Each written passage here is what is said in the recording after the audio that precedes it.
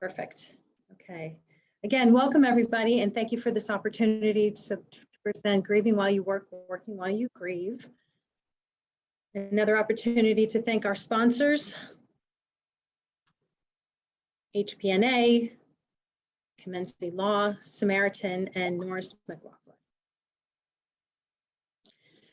During our activity, we have two objectives. The first objective is, upon completion of this education activity, learners will identify two examples of pandemic grief and be able to explain how it impacts healthcare workers, patients, and healthcare organizations. Upon completion of this education activities, learners will identify two actions or skills to heal and restore from pandemic grief for either personal, collegial, or organizational well-being. Kimberly and I do not have any conflicts of interest to disclose. No commercial support was given. We do not have any non-endorsed products that we'll be using, nor do we talk about anything that's off-label use.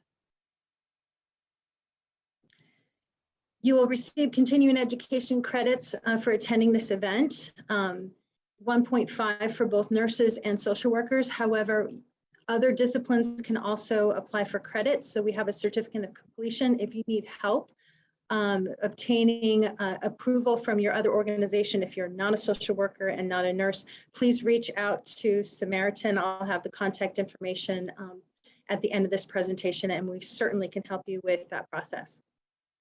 In order to get your CEUs, you need to complete the program by having your attendance. And so I think there was a couple people that had Samsung. So just make sure that you identify your name if you're a phone number or happen to come up as like iPhone or Samsung. And after this presentation tomorrow morning, you're going to be receiving an email from Relias Learning. That is our platform that will facilitate the evaluation process. And then once you finish the evaluation, you will get, you'll be able to download your certificate at that point. Okay.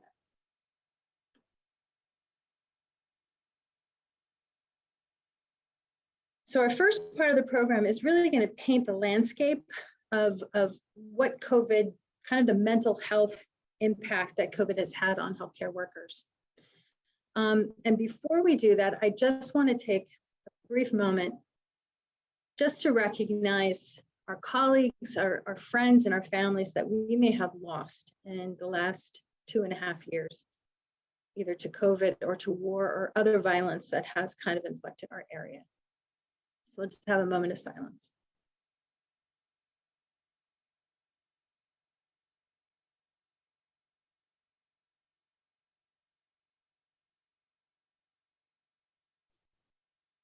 Thank you. So as we begin, you should have received a bookmark in your packet. If you have this bookmark, I want you to take it out, and there's a pattern on the very first side, and you'll need 2 colored pencils, crayons, markers. And what I want you to do while I'm kind of doing this data dump of information, I just want you to color and just kind of open up your mind and let the information kind of seep in. If you do not have the bookmark, or you do not have the ambiguity download, which has a bigger picture of it, just simply take your pencil and just doodle. It'll have the same effect. So our story begins January 30th, 2020, when the World Health Organization held an emergency meeting declaring that the global COVID-19 pandemic was a public health emergency of international concern. And within 5 months of that initial appearance, the virus reached 216 countries. In 1 year, March 2021, over 3,500 deaths among healthcare workers were cataloged.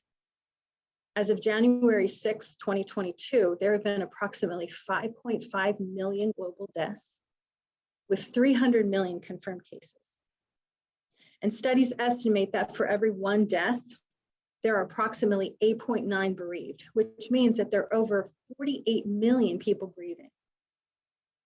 This impact has been global, but it has not been equitable. In the United States, the majority of these losses have been taking place among the Black and Hispanic families and across the nation. Children have been significantly impacted, with over 167,000 children experiencing the death of at least one parent and over 10,000 orphans losing their parents.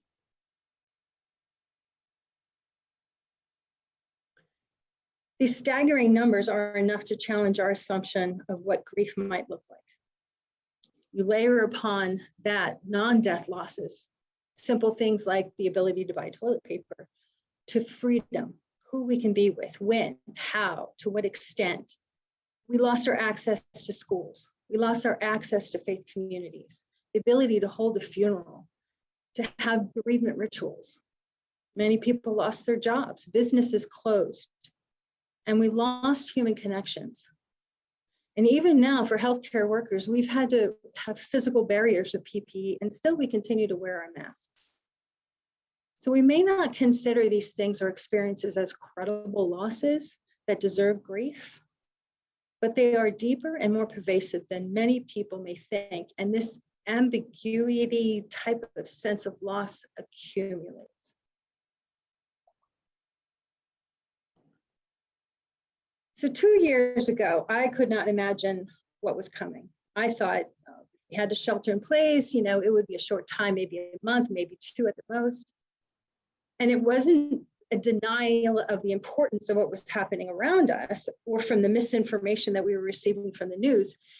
It was that our imaginations couldn't wrap itself around such a possibility. So at the base of everything is this loss of this assumptive world. Now, the assumptive world is filled with ideas and concepts and constructs that we think or thought were constant and predictable. Things we counted on turn out to be just illusions. Life became a bit outrageous and things didn't make sense.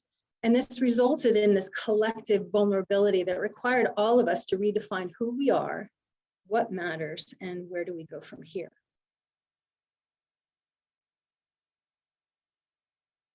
Another problem is that the pandemic didn't follow the rules. So this little diagram that looks like an EKG strip is how we usually respond in a healthy way to a disaster. So you can see the pre-disaster, this warning, this far out warning from China, right? And the local impact in March of 2021. Then you have the heroes, the healthcare workers running to the front lines. And then there was this honeymoon period where we all started working together. There was so much excitement, there was so much fear, but there was so much adrenaline. We were trying to figure out where we're going to get these PPE, what are we going to do with these protocols to care for these really, really sick patients. And it was kind of neat having all of us working together in such a way that we've never worked that way before. And if you remember, Starbucks was giving us free coffee, and we even had community members bring us handmade masks. So it kind of felt good. But then the adrenaline dropped down. And usually when that happens, in that sense of disillusionment, there's a slowly building back up to some sort of new normal or some sort of reconstruction. But we got hit again and again and again with new surges. So we got stuck between this disillusionment and this impact.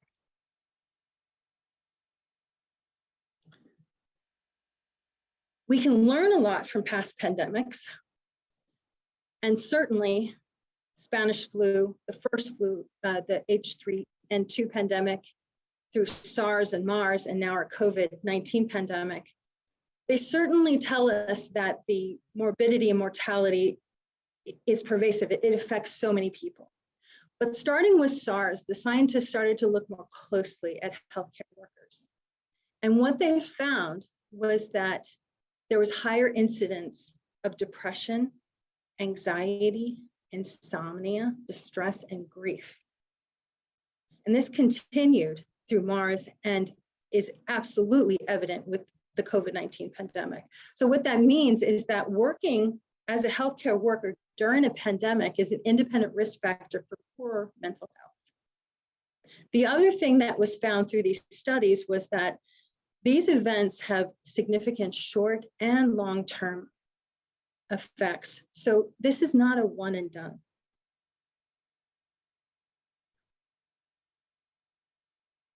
Now we layer all of this on an already stressed healthcare system that absolutely knows burnout, experiences moral distress, secondary stress, and quite likely a little bit of PTSD for this ongoing trauma. Sources of distress could include vulnerability, loss of control, concern about your own health, the spread of the virus, health of your family, others, changes in your work environment, new responsibilities, feeling isolated.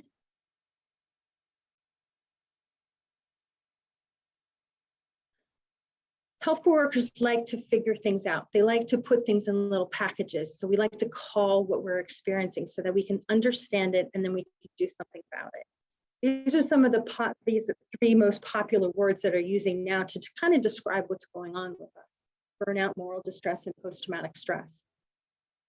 But if we look at what they are, they kind of tell it in pieces. So when we think about burnout, burnout is really a work-related condition. It's about those barriers that keep us from doing what we want to do. And it's usually an individual experience, and it's paired a lot with resilience. So when you hear about all the resilience training that's out there, it's really helping that resilient person overcome these daily barriers in their work life so that they can find more satisfaction. So that certainly was part of it. And then there's moral distress. And that's when you know what the right thing to do is, but you can't do it for one reason or another. And COVID certainly dished out a lot of moral distress for all of us.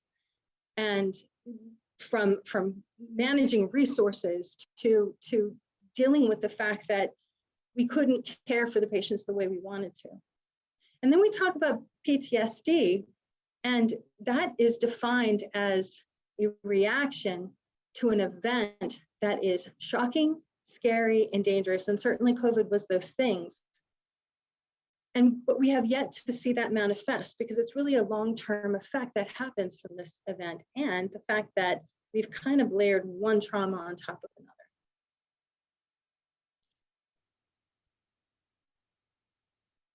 So what this kind of manifests itself is, we've seen this picture several times on the right-hand side of how we felt and how we've kind of dejected ourselves. To the left here is a picture from Van Gogh. It's called Worn Out. It's a charcoal drawing from the 1882, and it's of a veteran from an almshouse. And you can see that he is sitting hunched over, head buried in his hands, tired, helpless. And on the right over here, we have a picture of a healthcare worker. So certainly our individual experiences are different than the rest of the world. And for me, the biggest difference was, it was kind of like this tug of war. During the first phase, I was an inpatient manager. I was working to support my team, just like many, many, many other healthcare workers were doing, coming home 10, 12, 14 hours. I was burned out, I was sad, I was angry, I was depressed. And my family, they couldn't understand why. They couldn't understand why did I keep going back to work? And I tried to explain it to them. And this realization that I didn't quite understand it at the moment, but this realization that quitting was worse than actually showing up. And at first I thought it was my ego. I thought I just wanted to succeed. I wanted to show that I was strong. I wanted to be part of all this stuff. But when I gained some perspective, I realized that no, what it really was about and why COVID has really struck the souls of healthcare workers is because our jobs, they mean so much more than our job. Our work is so much more than that. It's part of us. It is part of who we are. It's a calling. So when our souls, that part of ourselves, is eating up the other half of ourselves, when the same thing that gives us compassion satisfaction is giving us compassion fatigue, we're in this very, very, very strange space. There is a quote from Dante's Inferno. "Midway upon the journey of our life, I found myself in a forest dark, for the straightforward pathway had been lost." And it kind of describes where I was at.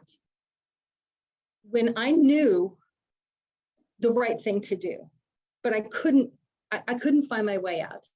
And I knew that I should be sleeping. I knew that I should be taking care of myself, but all of those things just seemed so too hard. And I knew that on the other side of this tug of war, there was no life. So it came down to a choice. And my choices were, I'm going to drink a bottle of water every day. And another choice was, I'm going to try to sleep 4 hours every night. And this was my first foot forward. And everyone here probably was experiencing it a little bit differently for lesser or greater degrees of satisfaction and fatigue. And it's important to realize where we are and where we were. So when we think about where we were pre-pandemic, we can see that COVID literally took the bottom out from under us. And many of us who had been operating in the heights of realms of self-actualization and esteem and love and belonging, we were shoved right back down to basic human needs. So we're here. Basic needs, the ones we generally took for granted, they were scarce. And those basic needs included self-care. So if we want to move up, if we want to ascend from our infernos, we need to start with these basic needs.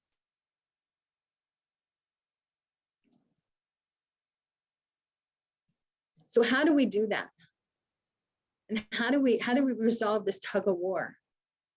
This compassion, satisfaction, compassion fatigue that's happening because of COVID. One way is through story. We need to be able to talk about it. We need to be able to share our stories of loss, and we need to have someone bear witness to what we're experiencing to help us move through. Some good news below is 2 examples of some large-scale stories that you can investigate. The first is hosted by Phil Mattingly from CNN, and he gave voice to healthcare workers' raw and honest experience and mixed this with film producers and TV writers with the hope that they would share their creativity to produce films, to produce TV programs that were more reflective of what it was like to be a healthcare worker. And the second is Breaking Point, Voices from the Front Line of the Pandemic. It's from CAPC, and it features healthcare workers from across the country with sharing eye-opening stories of the COVID pandemic. And this is such a positive shift for our culture because they're willing to listen and they're willing to see what we've all been through.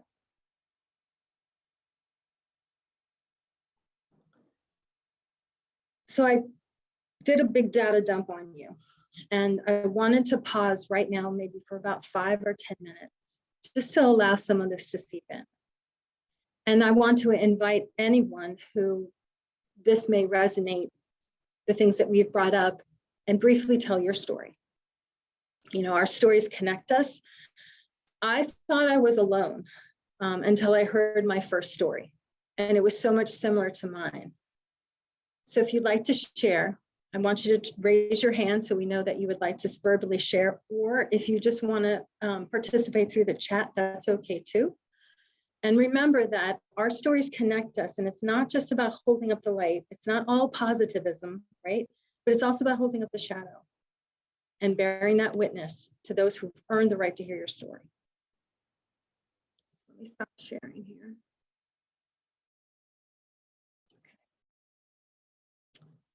I think Joyce, okay. And hi, how are you? I'm good. Hi, everyone. It's nice to see everyone. Let me just put my hand down because I will forget to do that later, I promise. So I am a perinatal bereavement coordinator at Capitol Health Medical Center in right outside of Trenton, New Jersey. It's a regional perinatal center. And we saw an overwhelmingly, exponentially large increase in the amount of perinatal loss that we were experiencing.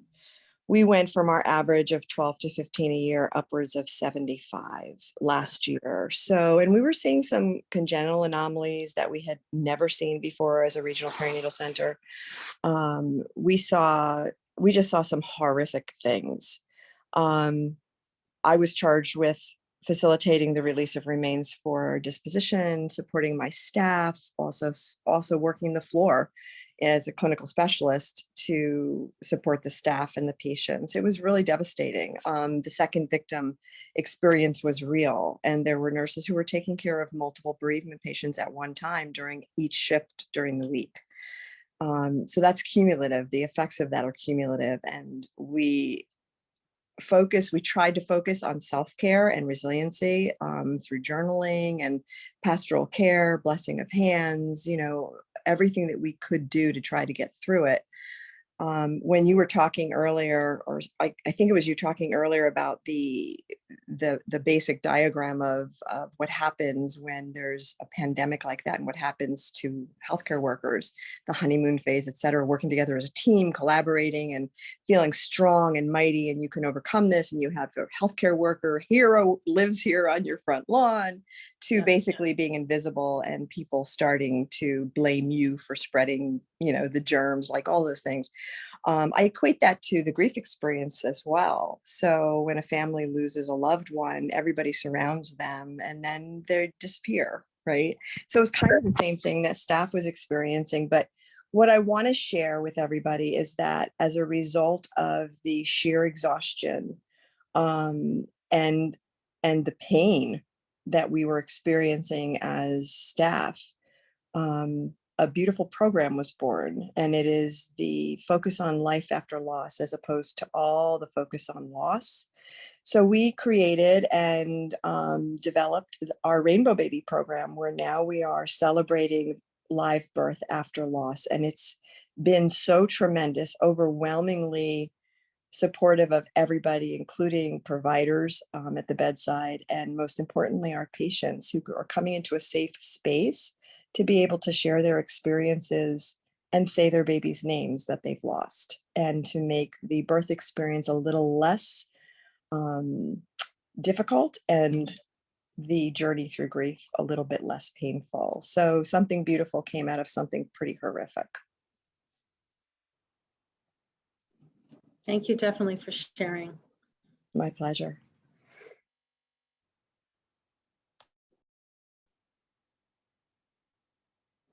There's a couple of things in the chat. Leanne said, I wasn't working at the time, so don't have a story, but I felt a lot of guilt, feeling like I should be out there with my colleagues. I've heard that a lot, and you got to deal with that grief too, that guilt, right? It's unfair, it's not right. But there's a lot of people, especially people that left the profession too, right? Or changed their jobs. There's a lot of guilt that goes along with that.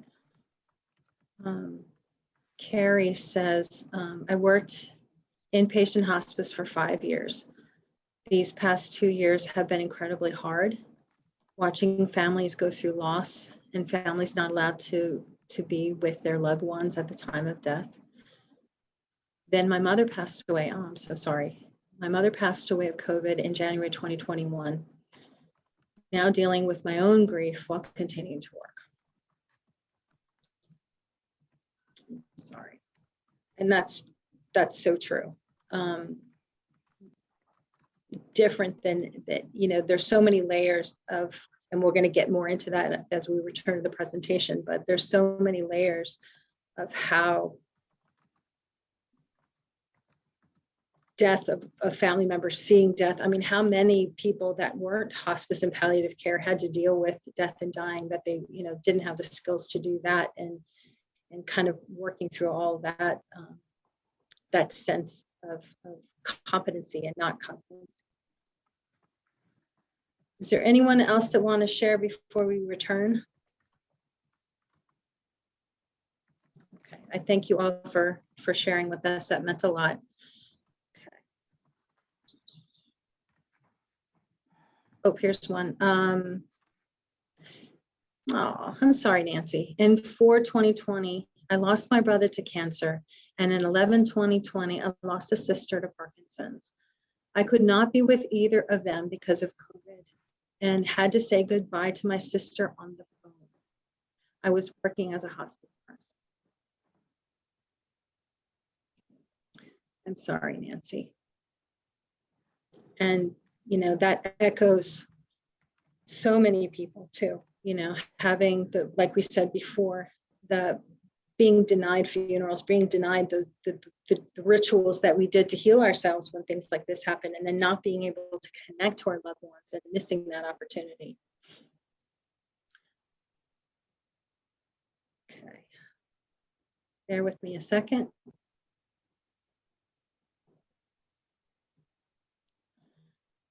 So going back to our doodle, why I ask you to do this, one, to open up your mind to allow you to receive the information.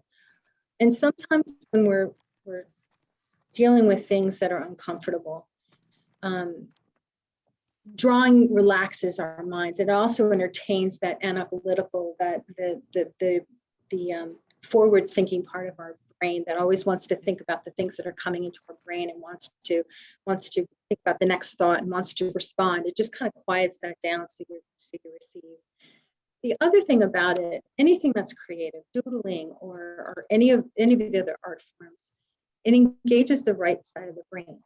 And when we're looking at something like pandemic grief that does not have an easy answer, you need that right side of the brain. You need that creativity to look at this problem with new eyes.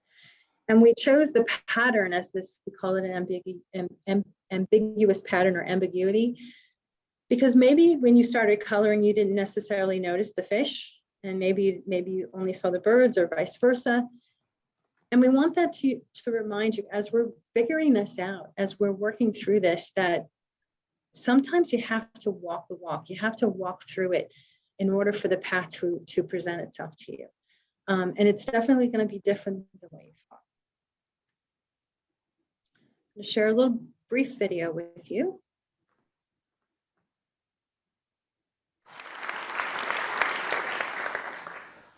I was fortunate to be taught about living after loss by two grandmothers in my childhood. Both of them had experienced great loss in their lives. One of them had lost two brothers in the First World War and then lost a young husband to heart disease. The other grandmother lost two infant children due to lack of medical care, which in effect was due to poverty, and then later lost her husband to lung disease through coal mining. They were living in a time in the UK when death and loss was part of everyday living. Now, they both had very different approaches to life after loss. One of my grandmothers regularly said to me, "I'm ready for a box, Jeffrey."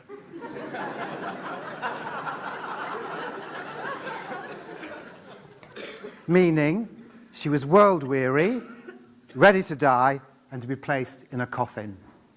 The stories she told me would more often than not be about her suffering. And if she wasn't suffering, sometimes she'd make it up. I mean, I remember one lunchtime when she said to me, "Oh, Jeffrey, I had an operation last week. They plucked my eye out and it was sitting on my cheek. And I could see the doctors and what they were doing."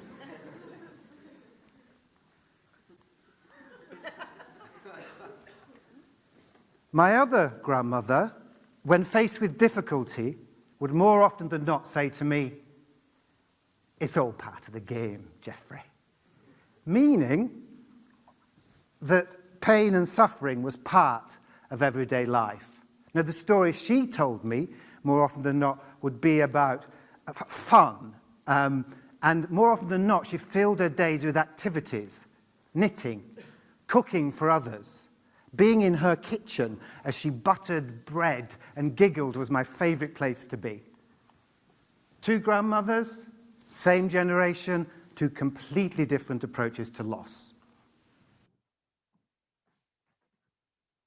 We have the whole video in our resource page, so if you want to watch that whole thing, we have that link. So, as I said, when I was in that inferno, it came down to choice, right? I'm in the middle of this tug of war. Neither side is winning. I'm certainly losing. I had to make a choice. So these grandmothers made a choice. So think, what kind of choices are you making right now? Part 2 of your bookmark is a process of naming and claiming and making a vow. So we need to name our loss, give it a name, and then we need to claim it and do something about it and pair it with an action.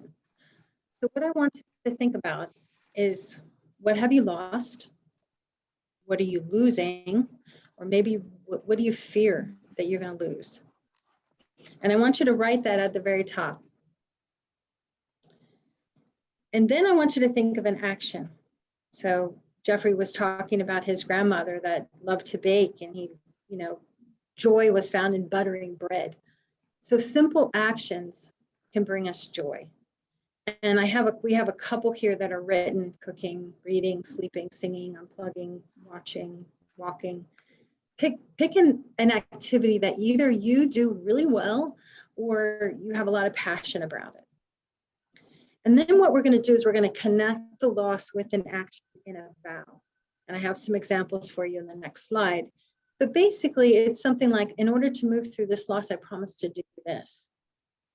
So, and these vows are, it's kind of like a SMART goal, right? So these vows are very specific, so you know when they're going to be done, and they're very simple. They're very small. So here's a couple examples. So let's say you lost hope, kind of like that guy. So positive intentions is going to be your action. So in order to feel more hopeful, I will make a positive, sorry, my screen is covered here. I will make a positive intention about myself before beginning my work week. So very specific. And then perhaps it's human connection. And you love your relationships with your friends. So in order to support my need for human connections, I'm going to call Sally Sunday afternoon. You know when it's completed, and you know exactly how to complete that vow. So I'm going to give you a little bit of time to kind of work through that. Remember, death-related losses, non-death-related losses. Loss could be so many different things, and choose that action that brings you passion and brings you back to life, and connect them in a short sentence and put it on your postcard, on your bookmark.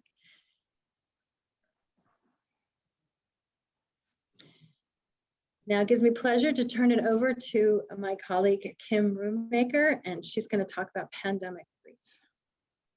Thank you, Donna. So we're going to talk about pandemic grief. So when we are looking at the concept of grief, Donna already alluded to this, and that is, we can experience loss in many different ways. Loss of people dear to us, our brothers, our sisters, our spouses, parents, children, friends, colleagues. And we can also have loss that is not a person, but still deeply meaningful. Donna mentioned that assumptive world. And so COVID kind of turned regular day living on its head.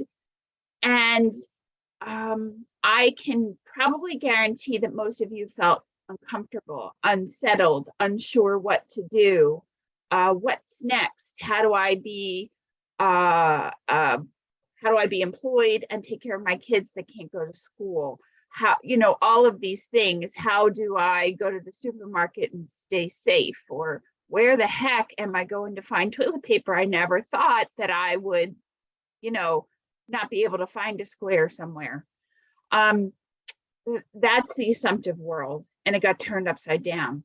So we grieve all types of losses. Grief is a normal, natural, I want to stress that, normal, natural response to loss. And it's actually a very healthy response to loss, although none of us want to feel terrible. It's normal, it's natural, it's universal. How each of us does our grief is very different. So we have a Center for Grief at Samaritan, and often people will call up and they'll say, okay, I'm going to sign up and I'm going to, I want you to fix this hole that I have in my heart. I would like to come and have some sessions, and I want to be done with this grief stuff. I'm here to be truthfully, compassionately honest, but that there's no recipe. There's no simple chemical equation. There's no 1 + 1 = 2, meaning the number 2, I struck it, that's it, I'm done. Grief is kind of a lifelong process. So there's no straightforward, simple process. What I can say is that the only way through grief is through grief, feeling it, walking it, 1 minute by 1 minute, 1 day by 1 day, 1 step by 1 step. How we grieve and how we respond to our loss is very much dependent on who we are. Donna and I have a lot of similarities, but it doesn't mean that we will grieve the same way. So, who or what did we lose? How important or integral to ourselves was that? What are our personality types? Think back to those 2 grandmothers. In hospice, I have always marveled about people who on hospice, they choose to live until they die. Instead of being stuck in the every moment, oh, I'm dying. And then they forget to live. And they're missing what's in front of them or the opportunities that they have. And I believe that has to do with intrinsically somewhere who we are. Resilience, is it our personality? Is it our spirit? I want to be one of those people who lives until I die. God willing, I will be. Our culture, our age, our spirituality, our gender, it all influences how we grieve. So you see that straight line with the X through it. Now it's gotten quite squiggly. Now you add COVID to that. COVID again upended our world. And it was a universal kind of experience. It wasn't just a United States experience or a North, Jersey, Florida experience. It was everywhere. And it infiltrated every layer of our life. It affected jobs, it affected finances, it affected school, it affected vacations, it affected industries that never thought that they would have a problem. It affected travel, all types of things. So then chaos, right? It was just chaos. And I don't know about you, but I kind of feel like a heavy, hazy cloud of grief. There was a grief specialist, Niemeyer, and he really called it a hazy cloud of grief around us. And it just hangs there. I still feel it today because we're not done, right? So COVID made it a lot more difficult. We have to remember that it makes grieving complex. Those folks that couldn't be with their loved ones because they couldn't access the hospital. They couldn't travel. They couldn't do a lot of things, or maybe they were sick with COVID themselves and they couldn't go visit a loved one who was ill. There's a lot there. And then we have the secondary cumulative effects of those of us who got to stand by and witness it. The bottom line is that grief is not always that chaotic, but it does have a lot of curves and turns. Grief is a normal, natural part of humanity. We have been loving and losing since human beings started to walk this earth. Whether we like to acknowledge that or not, we don't. I like to view grief as a good thing. It means that I'm honoring something and I'm keeping a relationship with something or someone that is important to me. It's like love and loss, consider a penny. You can't separate the heads and the tails of a penny. It's not possible to do, or else it's not a penny anymore.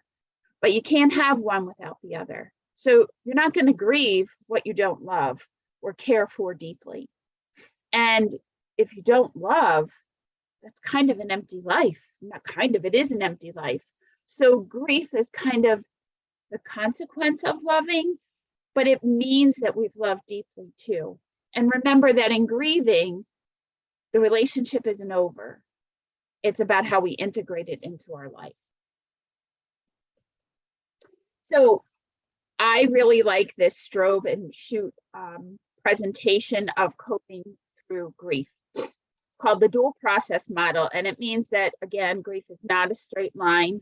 Human beings are a little bit messy, so our healing and living is messy too. And it's not linear, it's not one or the other, it's an and. I say that hospice is 100% gray 100% of the time. And really we are, right? There's no ultimatums about what exactly is the key to living a great life or healing, or for each of us, it's a little different. So we have a loss orientation, which means we're paying attention to what we've lost. We're doing our grief work. We're unpacking that a little bit. We're facing that reality. And then we're also looking forward. What is our life going to be? How can I continue to engage in life and live? And then the everyday is the in-between, and we volley back and forth. We can do grief in doses. It's not a one and done. You know, my grandmother died when my daughter was born. She's 16. I still miss her. I still think about her. So it's not done. And every time she asks me a story, I grieve her a little bit differently, but not the same as when she initially died. So grief stays with us because, you know what, that person's part of me. It's always going to be part of me. So breaks are important, and I want you to give yourself permission to do that. So again, perspective, grief in a pandemic. This diagram I really like because it talks about non-death related losses. So those finances that have been impacted, cancellations. Did anybody have to cancel a trip? I really missed the movies. There were a lot of things that I wanted to do with my family that I wasn't able to do, more because I was working a lot longer hours too, right? So non-death related losses. And then we have death related losses. Where we are living as a community, including all of those, is the dark blue. We have fatigue, we have some anxiety, particularly as healthcare providers, because it's not done for us. You see the people out in the stores going about life, and here we are still talking about COVID every day. We have trouble focusing, numbness, anxiety, anger. So remember, pandemic grief is a community grief as well. It's not just me that feels it. It's all of us on this conference that feels it. And as we experience it, we influence and interact with each other.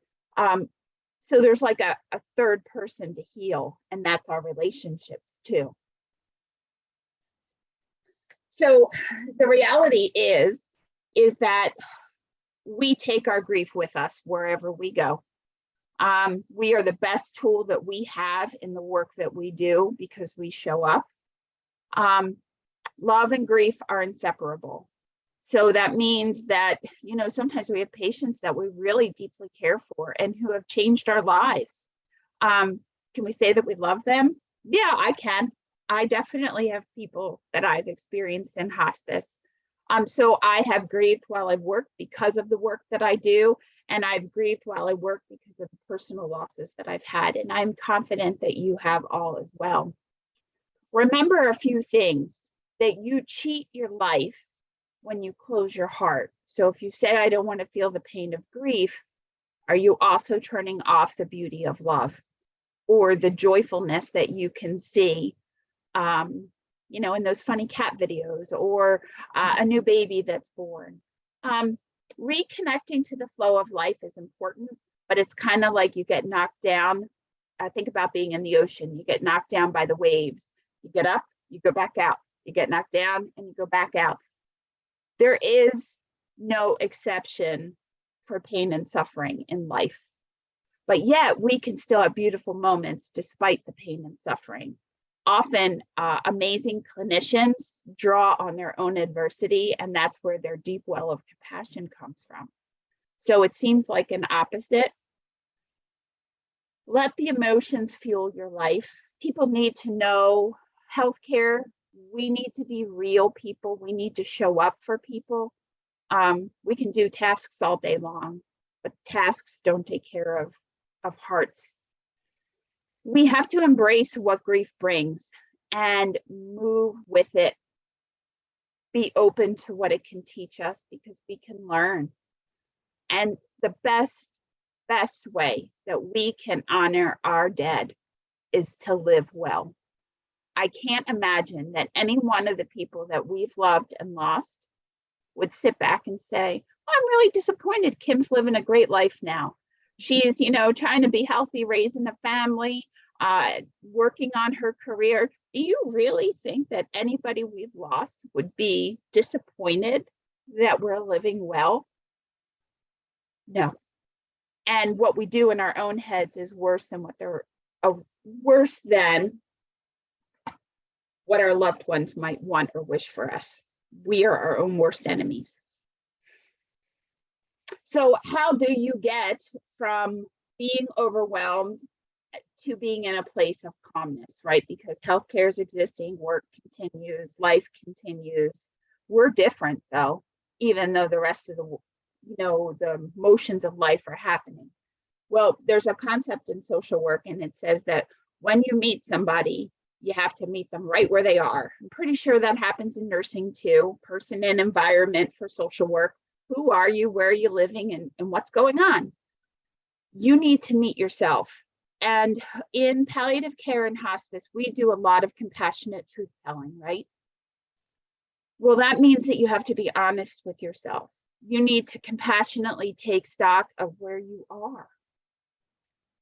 What is it that you need? Where is it that you're hurt? What is it you're hoping for? What do I need to do to feel safe? So when we've lost loved ones, when we have losses of other kinds, we can be ambushed by the grief, which is the emotions, right? And grief is ambushing because you're ambushed because you don't expect it. You're like, well, why am I crying? I'm just I'm buying bananas. And then you think about it and you're like, well, I always made banana bread with my grandma. You never know what necessarily will trigger you, but you should be prepared for it. So when you're working and you're grieving, yes, you are going to be triggered. Maybe you're going to see somebody that reminds you of a lost loved one.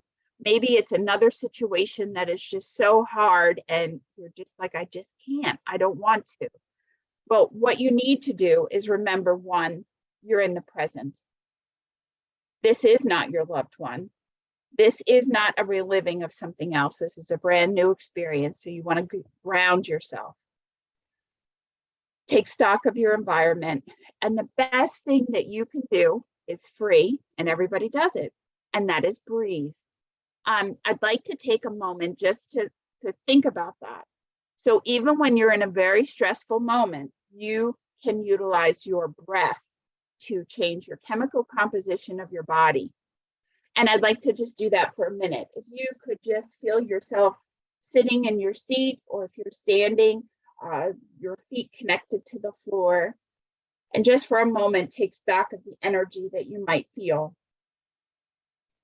And I would like you to take a deep breath down into your belly button, through your nose, and then blow it out of your mouth. All right, here we go.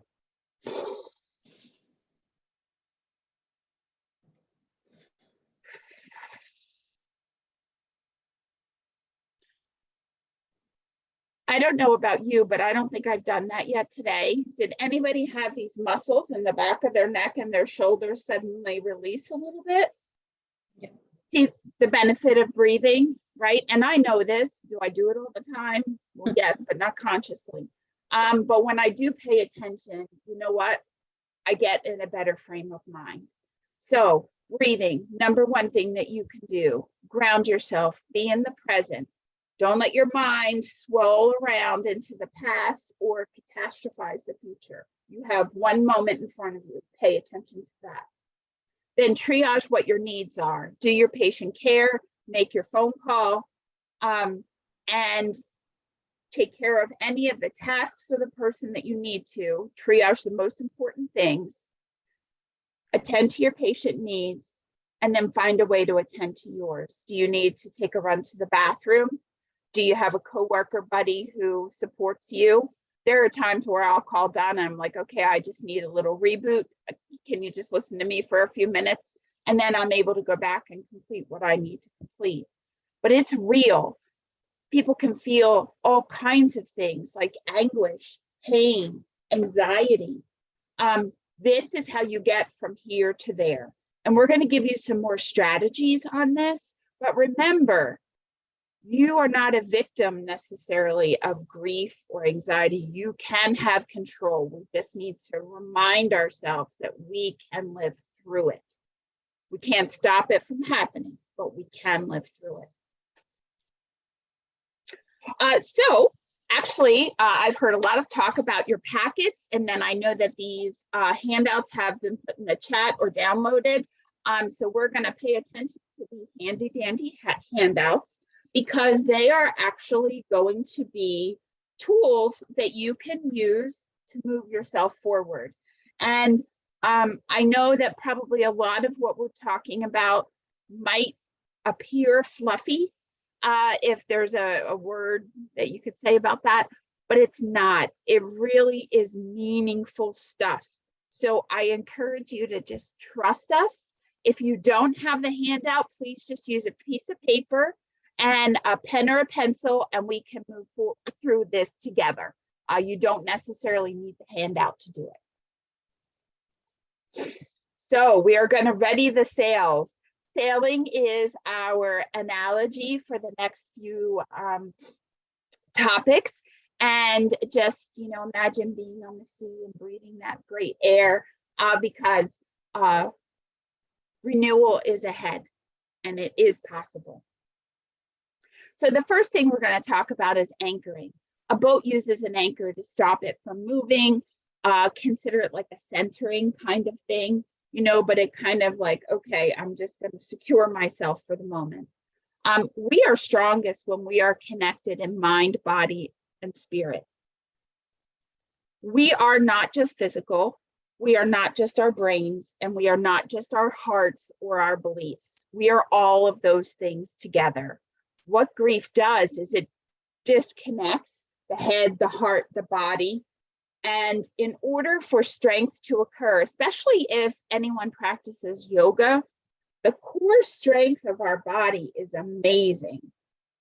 And it's based on breath and using your body alone. These are amazing things that we live in, that we walk in, that we use.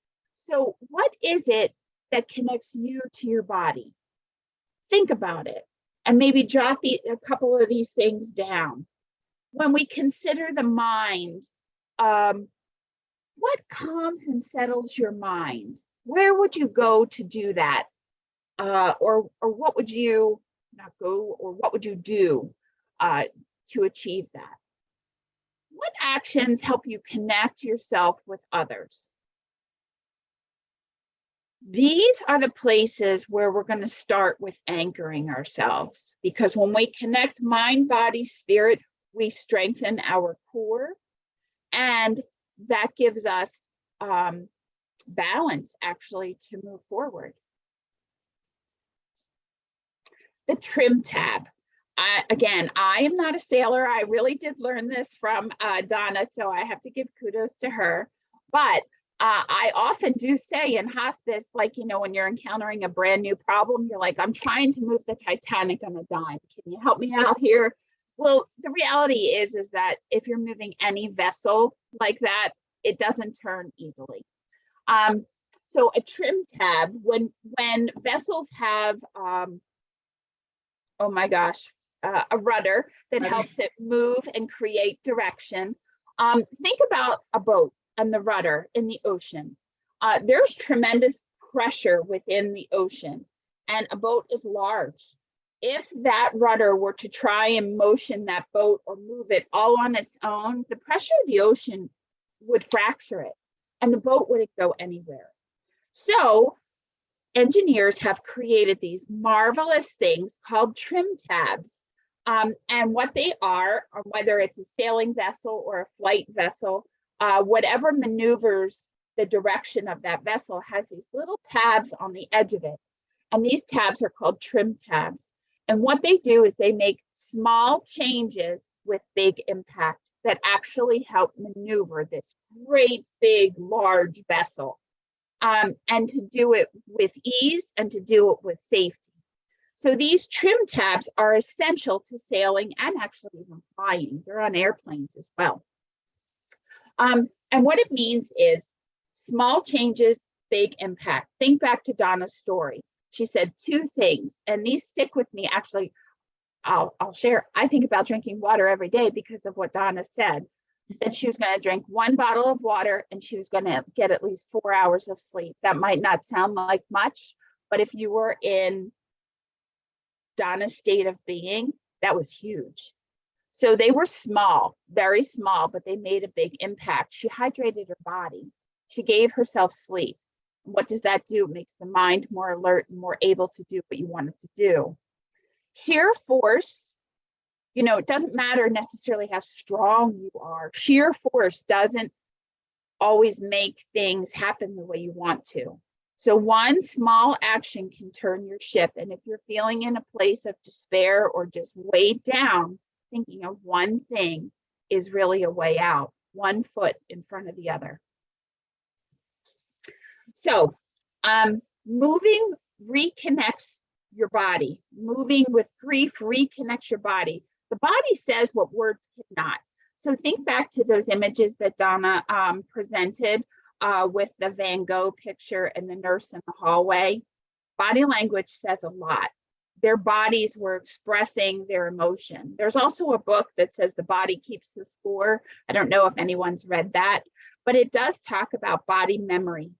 Our cells hold on to things and know our emotions, even if we think we're going to outsmart ourselves and just ignore what's happening, or we're going to choose to be in denial, or whatever it is that we're doing to kind of trick ourselves into not feeling what we're feeling.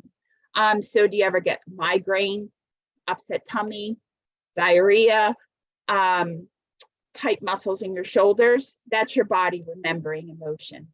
So, but your body can also express things and do things. Again, we are a wonderful creation. Gardening, you can create, use your hands. Dancing. Do you ever use the expression, it was great, I was doing a happy dance? Well, where does happy dance come from? People express themselves in dance as an art form. It can be dramatic, it can be funny, it can be loving. We talked about breathing, super essential. We all do it. We don't all pay attention to it. But when we do pay attention to it, it changes the chemical composition of your body. Yoga, again, taking just stock of yourself. Where's your center? Stretching your muscles. Very, very healthy. When you move your body, you can reconnect to your emotion. Reframing and connecting with the mind. So in these next 2 exercises, you will see there's a circle on your handout that looks like this in the right-hand side of your screen. Circle of concern. The circle of concern is a great tool because what it does is it helps us use our brains to objectively think about what do we have control over and what do we not. I don't know about you, but sometimes I think I can single-handedly save the world, and then it kind of wears me down and I get bummed when it doesn't happen. Well, if I were to really think about where my energy should lie, I should think about what's in my onus of control versus what is not. So the blue in the diagram to the left is what's not in our control. So that's things like coronavirus, social media, it's politics, it is the environment, the news, all of those things bigger than ourselves. We participate, but we can't single-handedly change those. Other things that are not in our control are also what other people think about us. I can't make all of you happy as much as I would want to. That's not in my control. I can try.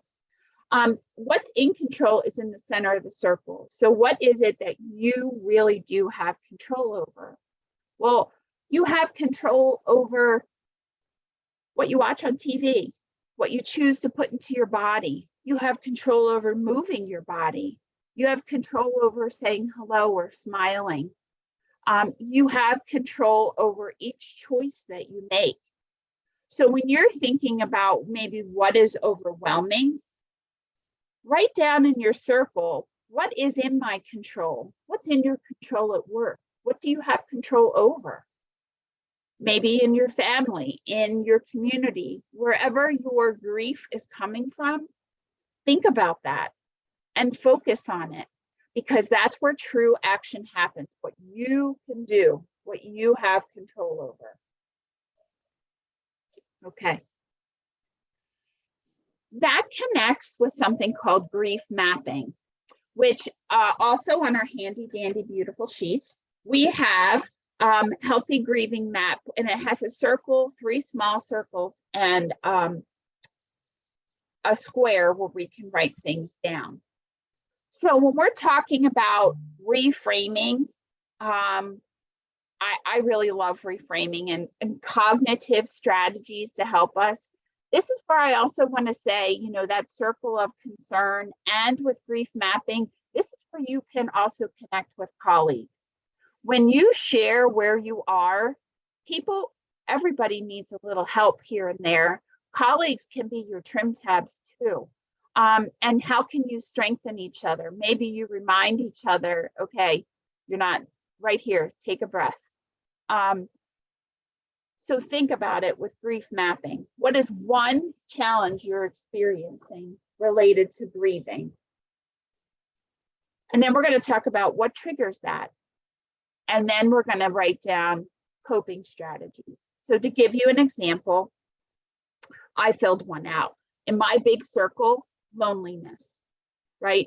So if I've lost a loved one, I could be lonely, or I'm lonely related to just social changes and I've lost my exact energy to connect with people. I just don't have it in me. So loneliness, or whatever you have. The 3 triggers: isolating at home, waiting around for people to include me, and cooking for one. Ways that I can cope with that. Well, if I'm isolated at home, my coping strategies could be, I'll call one friend 1 time a week, and I'll go for a walk in my community during the day where I know people are outside. If I'm waiting for people to include me, well, I'm going to join a book club, like to read anyway, forces me to talk to someone or get out and challenge my mind. And I'm going to schedule an activity once a month with a friend or a family member.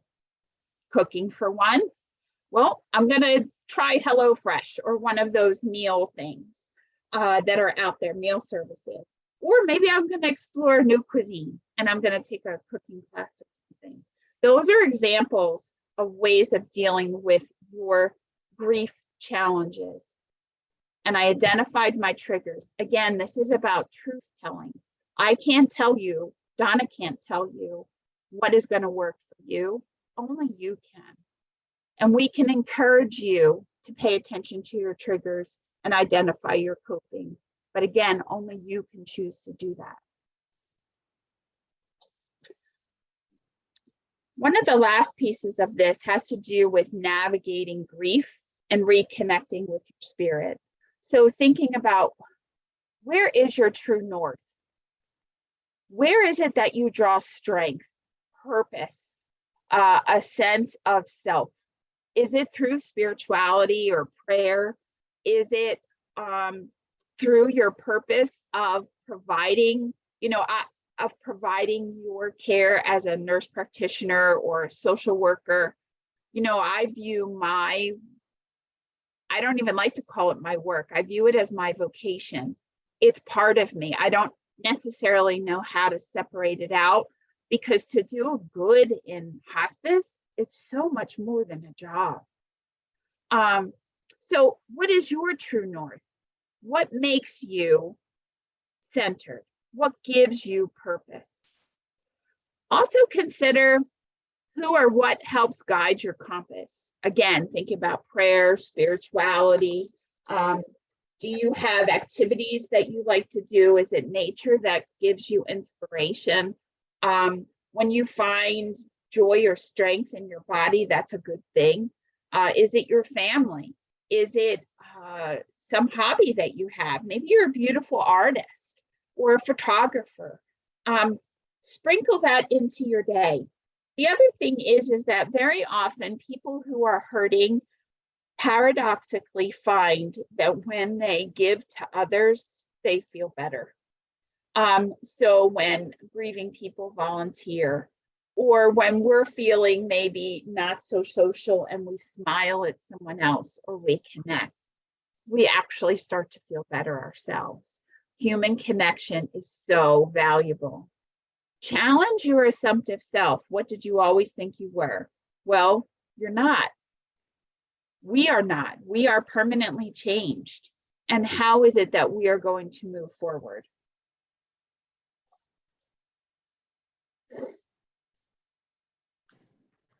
Thank you, Kim. Now I'm going to go through a couple of slides, just kind of try to tie all this together. And we're calling it pandemic self-care. Now, you know, self-care can take on so many different facets. And what we're really going to be looking at is bookends, high impact activities, being present in your life, apps. We're going to test that the compassion hypothesis and talk about contemplation. So real quickly, bookends, holding up the in-between. So this idea is that, again, not all of us have all this time, especially if you're just starting out and you need to take those little 10 steps. So think about the beginning and end of your day, the bookends, rising up slowly and going down gently. If you can find something, one of those actions, or even if it's drinking water, if you can drink water the first thing when you wake up and then drink some more water before you go to bed, but hold these kind of sacred to yourself. Like, I'm going to do these two things, 10 minutes, you know, at the beginning and end. So it's just a strategy about how to apply these new actions that you're going to start doing. Myself, I do a little sun salutation in the morning. It takes about 5 minutes, if that. And then at night, I'm always reading my book. I love to read. So I know I have something to look forward to end my day in some part of joy. So big impact activities. We did a lot of research when we were preparing this presentation, and you're going to see all this research when you go into Nursing Network. We have a resource page there. So we can't go into all the different interventions that are there, and everybody's unique. Everybody's going to resonate to a different thing. So we want to make sure all the smorgasbord is available to you. But when we talk about high impact activities, what we're talking about is these things that you can choose that is going to align your body, mind, and spirit with one activity. So there are things like yoga and journaling and meditation and breath and loving kindness. And you'll find so much more. Being present to the best of your life. Kim and I talked a lot about us, right? What we bring to our patients. And our presence and who we are is as healing as any medicine, is as healing as anything else. So if we're going to come to work only half of ourselves, then we're only going to give half of that healing. We're only going to affect people halfway. So you got to think about the quality of your life. What brings you joy? What if, is it music? Whatever that is, just enhance your own life and find that joy and make sure that your life is the best it can be, because you're going to be a better practitioner. You're going to have a better effect on your patients and your coworkers, your whole environment. And there's an app for that. So if you remember at the beginning of the pandemic, a lot of these apps, self-help apps, became free to healthcare workers. And it was a pretty cool thing. But what happened was that healthcare workers were so busy, they didn't use them.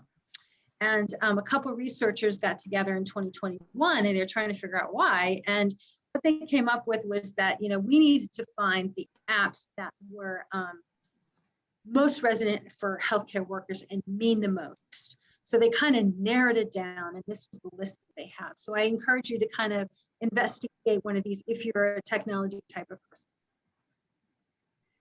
The compassion hypothesis. So this comes from a research project called Compassionomics, and it's a very deep read, and I have the reference right there for you.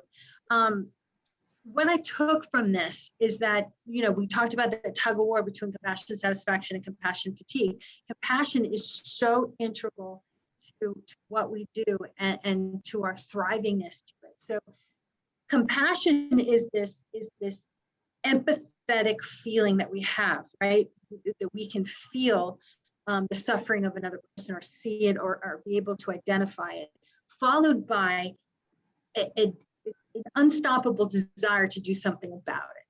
So when you have empathy and action, you have compassion satisfaction. When you have empathy and no action, you can fill in the blank there. You have moral distress that very quickly leads to compassion fatigue. And if you have no empathy, you're dried out, you're burned out, you just can't care anymore. And you still are following the actions, you're coming to work and you're just taking care of the patients. You just have a really stressful job. So we got to figure out how to get that together. And one of the things that I thought, worked for me, and I think might be an easy way to get back into that is your team, right? I challenge you to be compassionate with your team. Be compassionate with the people that you work with. Be compassionate with your family. Whatever it takes, make eye contact. Find out who loves what pie they love, right? Just figure out how to bring that humanity back into your work, and slowly and slowly and slowly you'll be able to bring that compassion, that empathy, and that action back together. And then there's contemplative superpowers. And again, this is a book followed by a lot of research by Dr. Fontaine. And what she's talking about is that when you have a contemplative practice, so most people think about meditation, right?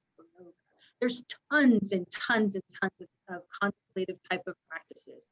And we have a resource for you that you can look at that. I mean, it could be cooking, it could be drawing, it could be anything.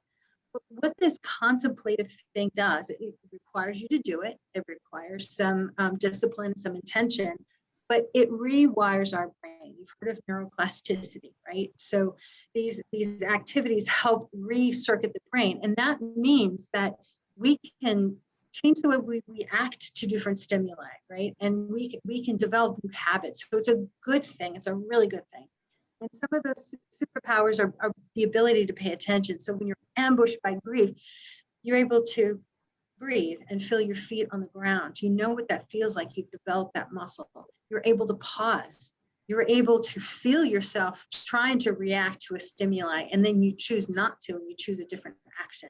You're able to breathe. You're able to reframe and flip, like we were talking about, what Kim was talking about in the worksheet. You have the ability to be grateful. And gratitude is a huge superpower, because it's that in giving that intention, or as our CEO would say, putting the love into the world. You have the power to wonder.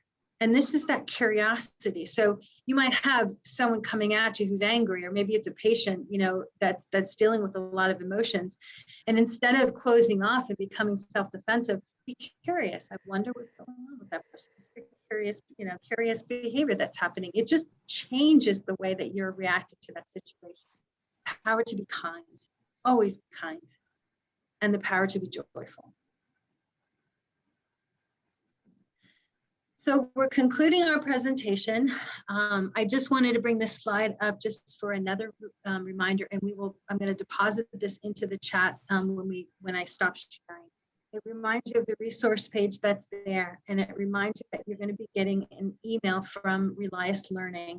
You need to complete the evaluation by the 23rd, and if you have any problems at all with the education credits that you're getting, there's our email. It's institute@samaritanNJ.org.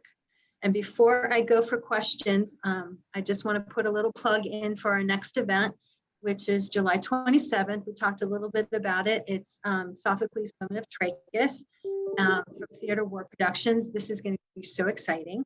The registration is there. We'll also put it on Nursing Network. We'll drop it into the chat. But this is a different way of looking at what we're doing and healing from the work that we do and finding that compassion. So it's going to be a reading of the scenes from Women of Trachis with some professional actors, and then us alongside in the chorus and as panelists.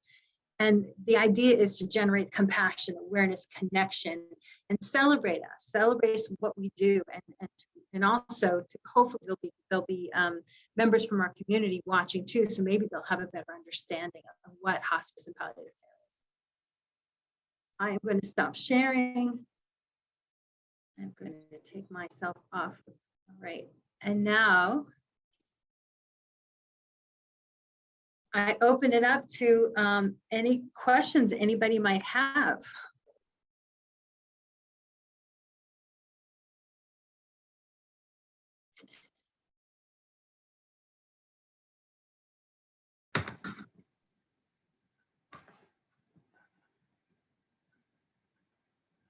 Oh, Donna, thank you so much. You made me think a lot about where I am in my grief. It's funny because I said to someone the other day that I don't think that what I have experienced through COVID has even really hit me yet. You know, I think about how I grieve as in general.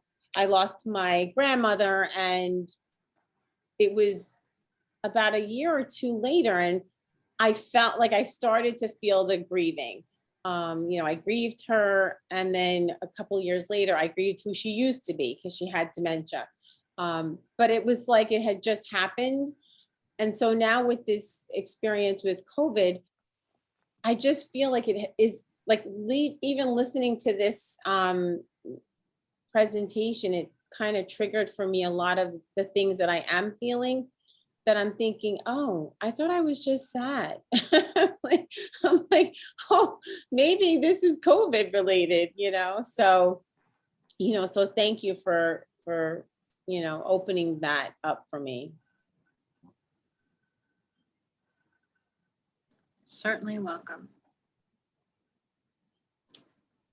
And if anybody's shy, they want to put something in the chat, we can see the chat as well. And it's okay if there's no questions, that's fine too. I guess we covered it all.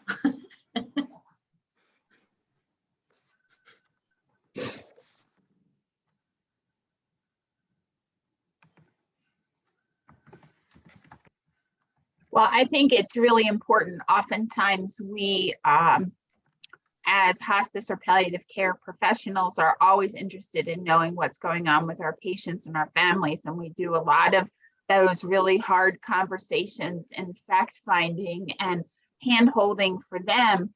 But it's really interesting that often we avoid it for ourselves. And, you know, I just find that we show up better when we walk our walk, and we are deserving of our own sense of truth collecting, really. And, you know, what we're talking about is not extravagant. Self-care is not extravagant. You can't pour from an empty cup.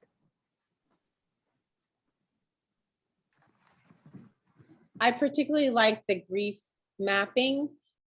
I really like that. I think it's it looks like a great activity to use with nurses and, you know, kind of an education setting, a classroom where we're going over, you know, any particular topic, and just kind of pull that in and say, listen, we've all been through COVID. Let's do this little exercise. I like that. The visual of it, I like that.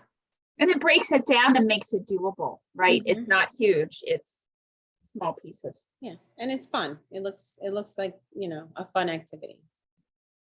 And easy to do. And easy to do. Did you not hear me? And easy to do. Yes. Yes, definitely.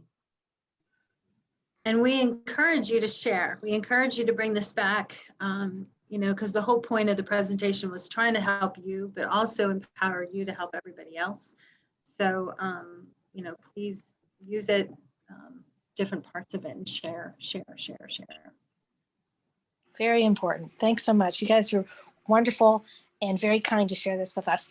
And I'll say goodnight. You guys have a good one. Good night. Thank you so much. You. And Carrie says in the chat, she likes the honor by living well. I agree. Because I doubt it seriously. Like Kim said, if there's anyone that we've lost who would feel that we were doing wrong by them by living well, I agree. Yeah. Anybody else want to share something in the chat? Anything that resonated with you? Curiosity about our upcoming events? We did forget to tell them that we need a couple actors. Ah, yes, we did.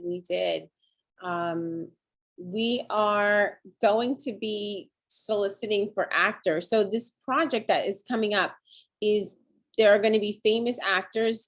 The producer of Theater of War wanted me to kind of put a plug out there that they've had Frances McDermott has participated in a lot of their productions. So there's actors on that caliber who are going to be participating in this event. And we are looking for 3 actors and as well as 3 panelists. And so we are, no, it'll be on Zoom, Christina. It'll be on Zoom that you guys will be participating. But we would love to have anybody volunteer. It's very well organized by the producers. You'd be very well supported. And if it's something you're interested in, you could definitely contact us on Nursing Network, and on our Nursing Network page, you could contact us. Think about it. It's gonna be a lot of fun.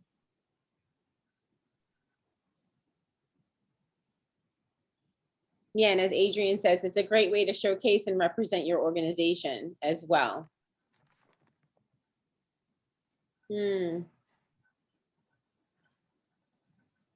Ansley's saying that starting nursing in the beginning of a pandemic and an inpatient oncology end of life floor initiated a lot of grieving that she was not ready for. Grieving I wanted to give, and grieving for families who didn't get to see their person pass. These feelings often come up. This webinar was very, very helpful to me. Thank you for sharing that, because it's true. It's very true. There's a lot of nurses who started in this pandemic, and we lost a lot of nurses that couldn't recover from the grief. So thank you for sharing that. Well, absolutely. Maybe Kim, you can handle that. There's a question in the chat by Carrie. She says, can grief affect us physically? Coming out as illness, injuries from work, tension, etc. How can you avoid this?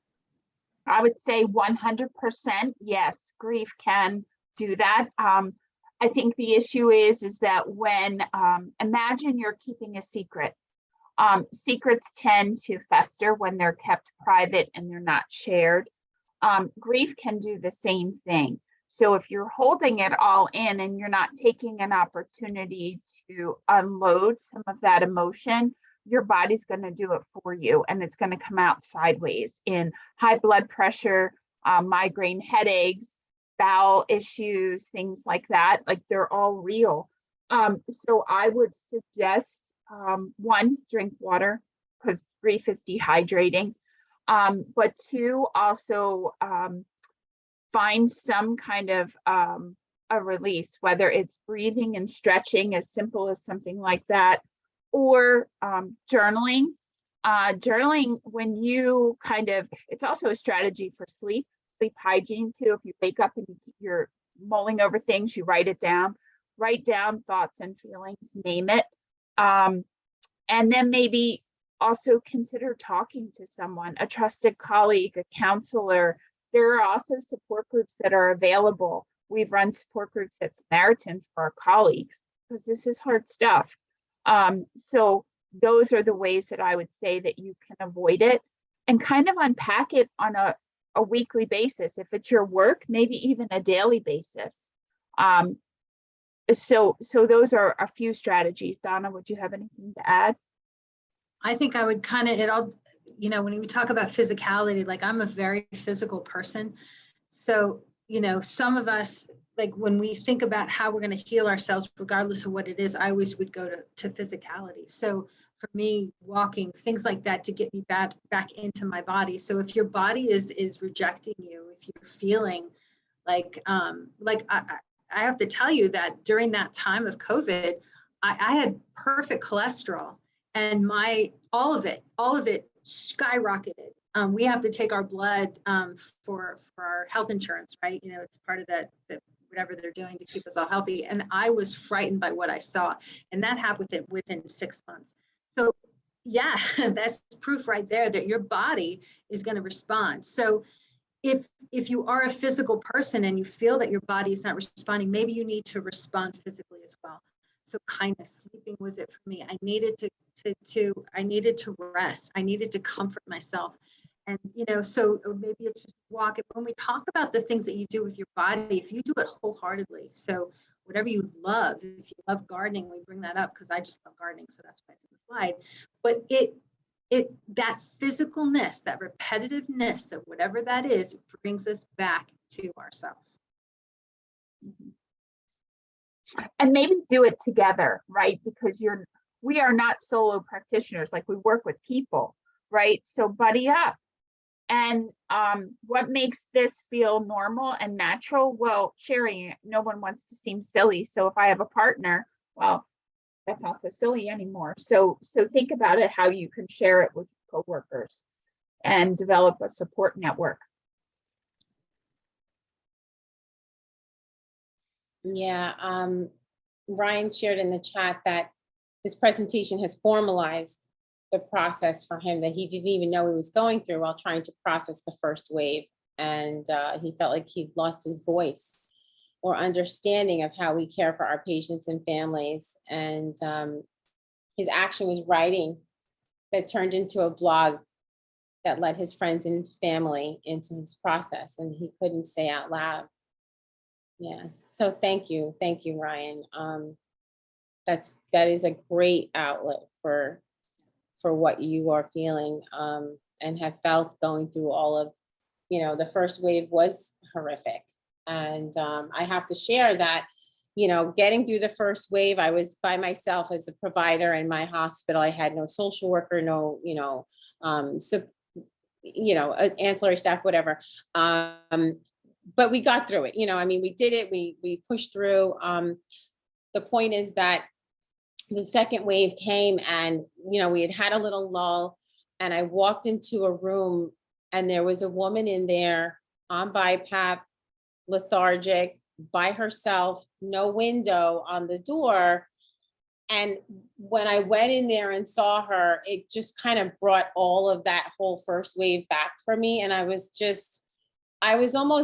devastated all over again. And you know, so it is that wave, like you drew that, you know, that diagram of how it wasn't just a typical straight line of grief and you know, trauma. So.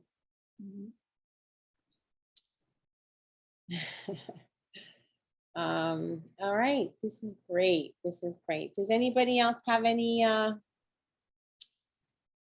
words of wisdom sharing? Oh, Ansley shared a prayer. Let me see. So if anybody would like, there's a prayer in the chat that was shared.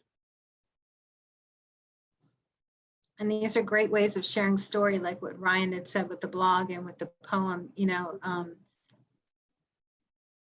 our world is so unique, and depending on who you're living with, you might not be living with healthcare workers, and it's very difficult in a normal day to explain what happens at work. And when you add COVID to it, it really kind of made us very, very, very, very particular, and it's difficult to give words to anything, you know. So these are great avenues. I encourage it, and it's wonderful.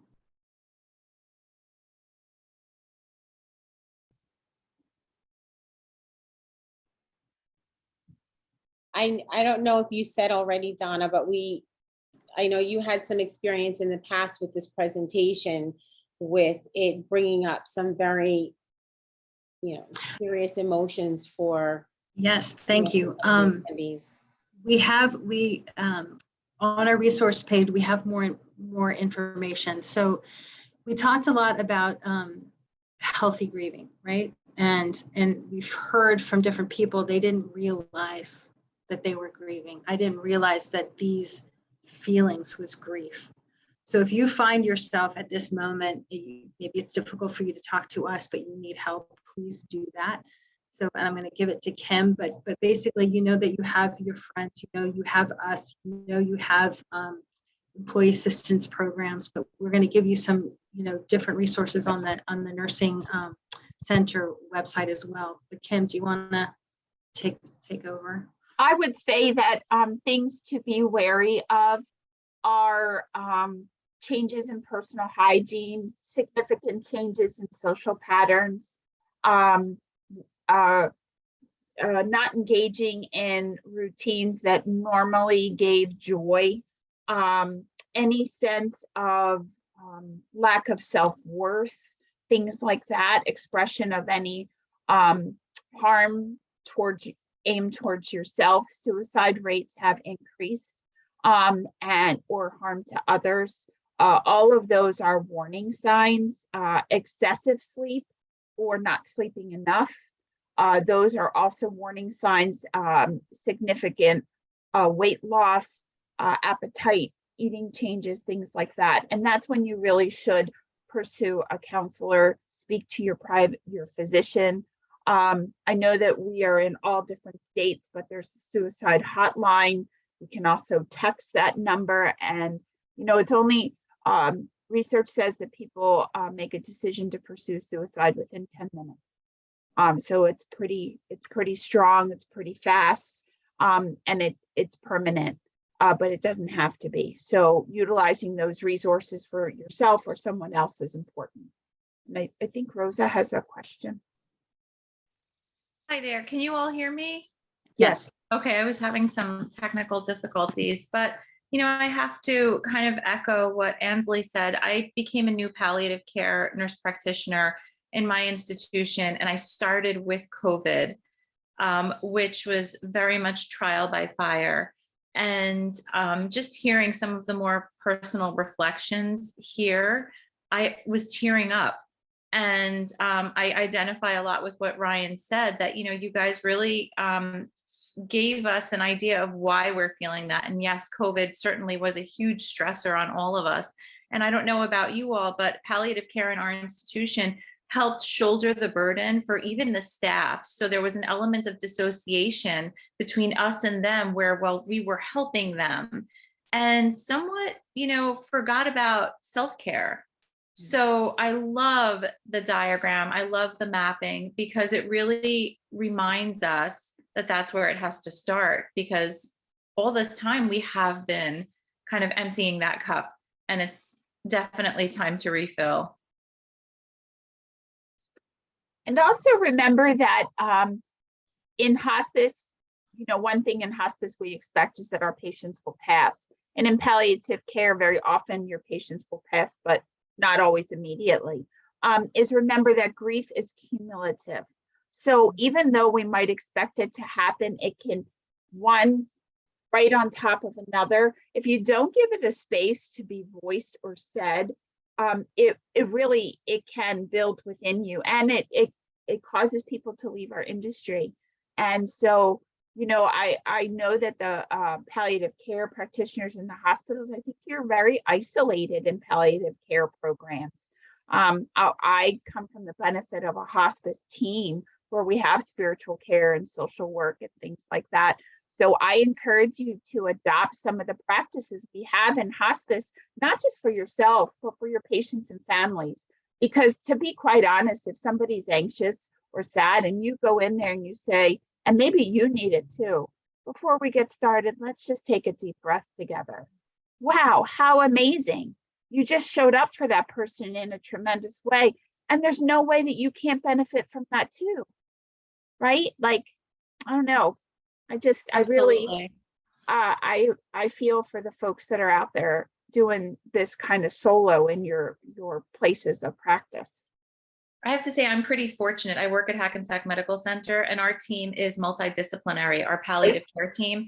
We do have a great support system, and our team leader is fantastic and really made it a point to remind us to be mindful. And we would do certain exercises, meditation, deep breathing, just to keep our own inner team healthy. Good. I'm I glad to hear think- that. You know, Rosa, when you shared that, it made me think about how, I spent a lot of time palliating the staff, is what I would call it. I would go on the floors, and it was literally the heaviness that I saw in the nurses day after day.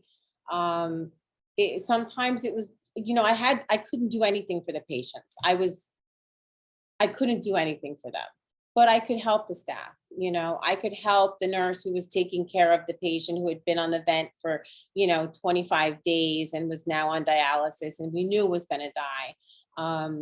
But I could help that nurse, so that you just brought me back to that, where it did give me at least a little bit of satisfaction, where I felt I was doing something.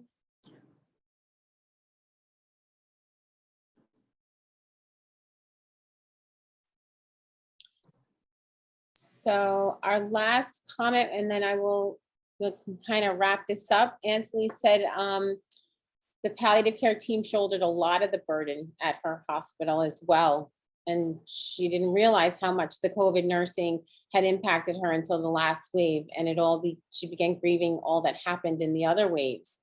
But now, given the tools and the space to talk about what happened and the grief and moral distress it caused really helps. And it's things I can share with my coworkers. Do any of y'all have a grief or bereavement coordinator at your facilities? Our social worker did start a grief and loss bereavement group. Once a week, I believe, they met with family members who had lost a loved one to COVID. And it was a really successful group of people who had an opportunity and a space to share their loss and their grief. I think that it was very well received.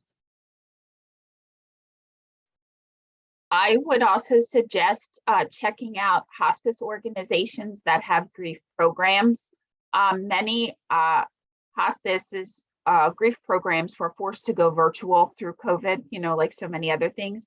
And we at Samaritan launched a COVID loss support group. It was very well attended, but I know we're not alone in doing that, and that hospices across the country, their bereavement programs have offered that. So I would encourage you to check that out. While it might not be in your hospital or something like that, it definitely exists within your community. And hospices are there to serve the community, not just their hospice bereaved. So definitely consider that.